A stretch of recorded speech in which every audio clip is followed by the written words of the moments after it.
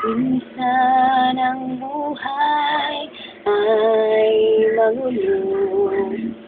Hindi alam kung anong gagawin. Sa mga pagsubok dumarating, mananalig sa Diyos ng taimtim. O Diyos sa aking buhay, ang iyong pagmamahal ay walang kapantay, kaya purihin at sambahin ka. O Diyos sa aking buhay,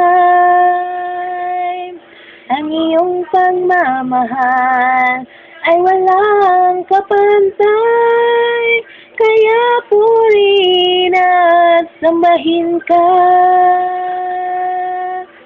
Kaya purihin at sambahin ka.